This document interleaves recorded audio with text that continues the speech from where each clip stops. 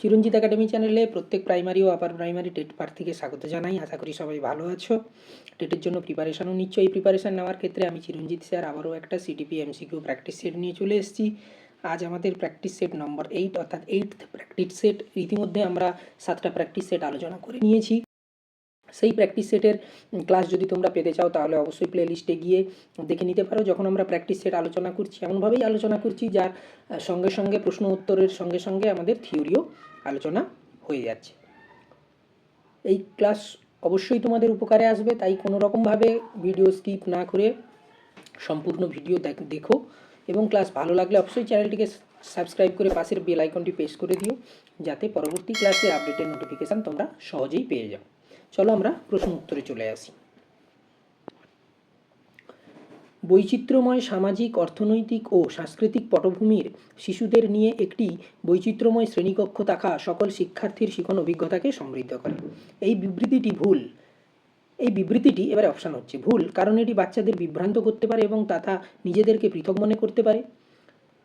এই বিবৃতিটি সঠিক, কারণ শিশুরা তাদের সহপাঠীদের কাছ থেকে অনেক দক্ষতা শেখে। এই বিবৃতিটি সঠিক, কারণ এটি শ্রেণীকক্ষকে আরও পর্যায়ক্রমিক করে তোলে। এটি ভুল, কারণ এটি অপ্রয়োজনীয় প্রতিযোগিতার দিকে পরিচালিত করে। Having a diverse classroom with children from diverse social, economic and cultural backgrounds enriches the learning experiences for all students. This statement false because it can confuse children and make them feel isolated. True, because children learn many skills from their classmates. True, because it makes the classroom more hierarchical. False because it leads to unnecessary competition. একটু pause করে অ্যান্সারগুলো ভেবে নাও। এগুলো কিন্তু পুরো conceptual প্রশ্ন, এই ধরনেরই প্রশ্ন এখন যে কোনো টেটে, ডাব্লিউবি টেট বলো, সেন্ট্রাল টেট বলো বা অন্য কোনো স্টেটের টেট বলো, সব কিছুতে আসছে এই ধরনের কনসেপচুয়ালি প্রশ্ন আসছে। তাই ভালো করে অপশানগুলো পড়ে ভালো করে বুঝে অ্যান্সার করতে হবে। তোমরা একটু পজ করে এই অপশান ভেবে নেবে, তারপরে আমি অ্যান্সারে চলে আসছি।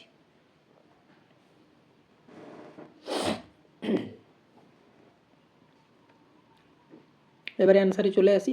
বলা হচ্ছে অ্যান্সার বি, অর্থাৎ এই স্টেটমেন্টটা true because children learn many skills from their classmate. কারণ বৈচিত্র্যময় শ্রেণীকক্ষে যখন বিভিন্ন সামাজিক ব্যাকগ্রাউন্ড, অর্থনৈতিক ব্যাকগ্রাউন্ড, সাংস্কৃতিক ব্যাকগ্রাউন্ড অর্থাৎ social, economic and cultural background থেকে যখন অনেক শিক্ষার্থী একসঙ্গে একত্রিত হবে, তখন তারা কিন্তু পরস্পরের সহযোগিতার মাধ্যমে অন্যের দক্ষতা নিজেরা শিখে নিতে পারবে। অর্থাৎ দক্ষতার এখানে কিন্তু প্রত্যেক শিক্ষার্থীর উন্নয়ন ঘটবে। এটা বাচ্চাদেরকে বিভ্রান্তও করবে না। As per option A, it can not confuse children. আচ্ছা, তারপরে বলছে যে এটি সঠিক শ্রেণীকক্ষকে আরও পর্যায়ক্রমিক করে, মানে হায়ারার্কিক্যাল করে তুলবে। অর্থাৎ যে হয়তো উচ্চ সম্প্রদায়ের ছেলে সে উচ্চ সম্প্রদায়ে থাকবে, আবার নিচে যারা তার থেকেও ছোট সম্প্রদায়ের হলে সেই সম্প্রদায়ে থাকবে। কিংবা এটি অপ্রয়োজনীয় প্রতিযোগিতার দিকেও পরিচালিত করবে না, বরং এটা সহযোগিতার দিকে পরিচালনা করবে। তাই option B is the right answer. Next question, নিচের কোনটি একজন প্রতিভাশীল শিক্ষার্থীর বৈশিষ্ট্য নয়? Which one of the following is not a characteristic of a gifted student? সে সহজেই হতাশ হয়ে পড়ে। যদি ক্লাসের কার্যক্রম যথেষ্ট চ্যালেঞ্জিং না হয় তবে সে বিরক্ত বোধ করতে পারে। সে অত্যন্ত দৃঢ় স্বভাবের হয়। যদি ক্লাসের কার্যক্রম চ্যালেঞ্জিং না হয় তবে সে অনুপ্রাণিত বোধ করতে পারে না। He gets frustrated easily. He may feel bored if the class activities are not challenging enough. He is very aggressive. He may not feel motivated if the class activities are not challenging. এটা তো multiple option দেওয়া আছে, একটু ভালো করে ভেবে নাও, তারপরে আমি অ্যান্সারে চলে আসছি।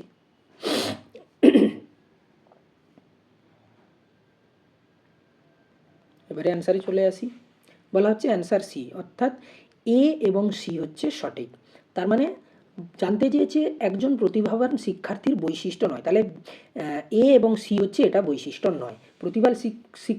প্রতিভাশীল শিক্ষার্থী বা গিফটেড স্টুডেন্ট সে কখনোই সহজে হতাশ হয়ে পড়বে না, মানে he does not get frustrated easily, এটা একটা বৈশিষ্ট্য নয়।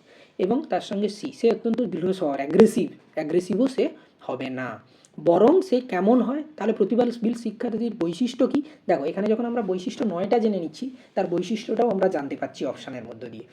সে যদি যথেষ্ট চ্যালেঞ্জিং না কাজ পায়, অর্থাৎ তার যা সক্ষমতা সেই অনুযায়ী যদি কাজ না পায়, তার থেকে যদি অত্যন্ত সহজ কাজ পায়, তাহলে সে কিন্তু অত বিরক্ত বোধ করবেই করবে, কারণ সে তো জানে যে এটা আমি একেবারে আমার বাম হাতের কাজ। আবার দেখো, যদি চ্যালেঞ্জিং না হয় তবে সে অনুপ্রাণিত বোধও করতে পারে না, অর্থাৎ সে মোটিভেটেড হয় না।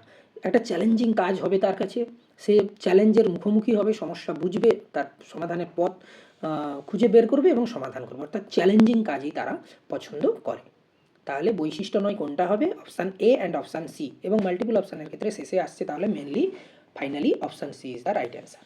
ঠিক, নেক্সট প্রশ্নে চলে আসি। একজন শিক্ষক তার প্রাথমিক শ্রেণীকক্ষে কার্যকরী শিখনের উন্নতি করতে পারেন শিখনের ছোট পদক্ষেপের জন্য পুরস্কার প্রদান করে, ড্রিল এবং অনুশীলনের মাধ্যমে ছাত্রদের মধ্যে প্রতিযোগিতার ভাবনাকে উৎসাহিত করে, বিষয়বস্তুকে শিক্ষার্থীর জীবনের সাথে সংযুক্ত করে। A teacher can improve effective learning in his elementary classroom by providing rewards for small steps of learning through drills and practice, encouraging a sense of competition among students, connecting the content to the student lives. আবারও ভেবে নাও, তারপর আমি অ্যান্সারে আসছি। এবারে অ্যান্সারে চলে আসি। বলা হচ্ছে অ্যান্সার ডি, অর্থাৎ যখন শ্রেণীকক্ষে কার্যকরী শিখনের কথা বলা হবে অবশ্যই শিক্ষার্থীদের বাস্তব জীবনের সঙ্গে সম্পৃক্ত করে বা সংযুক্ত করে তাদেরকে শিক্ষাদান করতে হবে, অর্থাৎ রিয়েল লাইফ স্টুডেন্টের রিয়েল লাইফ সিচুয়েশানের সঙ্গে পরিচিতি ঘটাতে হবে বা কানেক্ট করতে হবে তাকে। শুধুমাত্র ছোট ছোট পদক্ষেপের জন্য পুরস্কার দিলাম, তার দ্বারা কিন্তু শিখনে উন্নতি হতে পারে না। ড্রিল বা অনুশীলনের মাধ্যমেও হবে না, ড্রিল বা প্র্যাকটিসের মাধ্যমে যেটা বলা হচ্ছে, এবং তাদের মধ্যে কম্পিটিটিভ যে চিন্তাভাবনা সেটাকে এনকারেজ করলেও হবে না। তাদের মধ্যে কম্পিটিটিভ না করে, প্রতিযোগিতা না করে কোলাবোরেটিভ করতে হবে, নট কম্পিটিটিভ, কোলাবোরেটিভের প্রয়োজন, কোলাবোরেটিভ থিঙ্কিং। ঠিক আছে, তাহলে এখানে একটা মাত্র অপশানই থাকছে যেটা খুবই জরুরি, সেটা হচ্ছে শিক্ষার্থীদের বাস্তব জীবনের সঙ্গে সংযুক্ত করে বিষয়বস্তুকে বোঝানো, connecting the content to the student real life situation. Option D is the right answer. ঠিক আছে, নেক্সট কোয়েশ্চেন। শিশুদের সম্পর্কে নিচের কোন বিবৃতিটি সঠিক? শিশুরা জ্ঞানের নিষ্ক্রিয় প্রাপক, শিশুরা সমস্যা সমাধানকারী, শিশুরা বৈজ্ঞানিক তদন্তকারী, শিশুরা পরিবেশের সক্রিয় অনুসন্ধানকারী।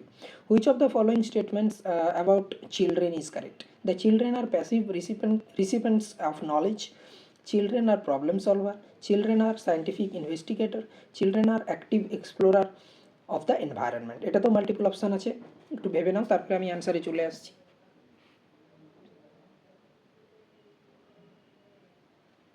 এবারে অ্যান্সারে চলে আসি। বলা হচ্ছে অ্যান্সার বি, অর্থাৎ বি সি ডি এই তিনটে হচ্ছে সঠিক। কেন না, দেখো, শিশুরা জ্ঞানের নিষ্ক্রিয় প্রাপক নয়, শিশুরা হচ্ছে জ্ঞানের সক্রিয় প্রাপক। Children's are active recipients of knowledge, not a passive recipient. তাহলে শিশুদের সম্পর্কে নিচের বিবৃতি এটা সঠিক নয়, তাহলে এটা ভুল। বাকি তিনটে কেন সঠিক? অবশ্যই চিলড্রেন্স আর প্রবলেম সলভার, সমস্যা সমাধানকারী, অবশ্যই চিলড্রেন্স আর সায়েন্টিফিক ইনভেস্টিগেটর, বৈজ্ঞানিক তদন্তকারী, এবং অবশ্যই children's are active explorer of environment, পরিবেশের সক্রিয় অনুসন্ধানকারী। এই বৈশিষ্ট্যগুলো আছে বলেই তো এখন চাইল্ড সেন্টার এডুকেশনের উপর জোর দেওয়া হয়েছে। তারা নিজেরাই সব কিছু করবে, যেখানে টিচার ফেসিলিটেটরের ভূমিকা পালন করবে। তাহলে সেই হিসাবে অপশান অনুযায়ী অপশান বি, অর্থাৎ মাল্টিপলের ক্ষেত্রে অপশান বিটা সঠিক, যেখানে তিনটে আসছে, capital B, capital C, capital D. এটা ঠিক নয়। The correct answer is answer B. Okay, next question. একটি শিশু জানালার পাশ দিয়ে একটি কাক উড়তে দেখে বলে একটি পাখি। এটি শিশুর চিন্তাভাবনা সম্পর্কে কী নির্দেশ করে? A child sees a crow flying past flying past the window and says a bird. What does this indicate about child's thinking? শিশুটি আগে থেকে স্মৃতি সঞ্চয় করেছে, শিশুটি একটি পাখি সম্পর্কে ধারণা তৈরি করেছে, শিশুটি তার অভিজ্ঞতা জানাতে ভাষার কিছু সরঞ্জাম তৈরি করেছে। The child has stored memories before hand, এটা প্রিভিয়াস নলেজের কথা বলছে, that is previous knowledge. The child has developed an idea about a bird, the child has developed some language tools to communicate his experience. এটাতেও multiple option আছে, ভেবে নাও, তারপরে আমি অ্যান্সারে আসছি।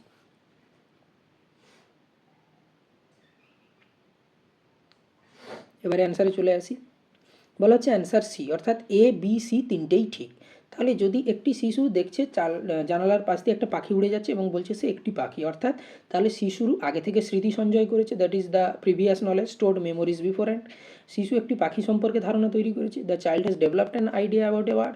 শিশুটি তার অভিজ্ঞতা জানাতে কিছু ভাষার সরঞ্জাম তৈরি করেছে, developed some language tools to communicate his language. তাহলে তিনটেই ঠিক এখানে। ঠিক আছে, তাহলে শিশুর চিন্তাভাবনাতে এই তিনটে অপশানই ঠিক। সেক্ষেত্রে কী হবে? মাল্টিপল অপশানের ক্ষেত্রে answer C is the right answer. ঠিক।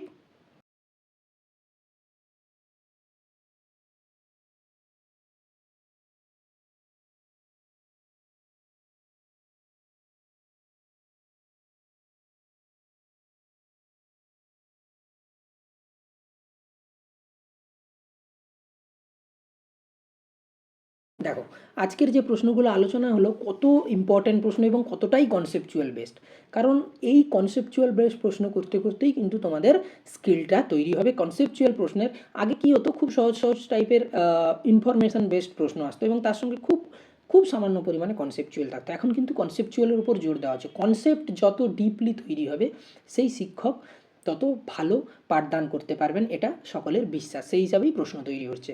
তাই সেভাবেই ধীরে ধীরে আমরা সেভাবেই প্রশ্ন আলোচনা করব। আবার ধীরে ধীরে কখনো বা কিছু সহজ থাকবে, কখনো বা কিছু ইনফরমেশান বেসড থাকবে, ইনফরমেটিভ থাকবে, যেটাকে কনসেপচুয়াল আমরা বলবো না, সেরকমও কিছু প্রশ্ন থাকবে, ঠিক আছে।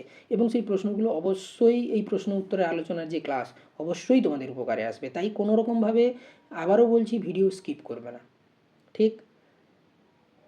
এই ক্লাসের আপডেটের নোটিফিকেশান পাওয়ার জন্য চ্যানেলটিকে সাবস্ক্রাইব করে অবশ্যই পাশের বেল আইকন প্রেস করো এবং বন্ধুরা যাতে উপকৃত হয় এই ক্লাসের ভিডিও তোমরা বন্ধুদের মধ্যেও শেয়ার করে দিও।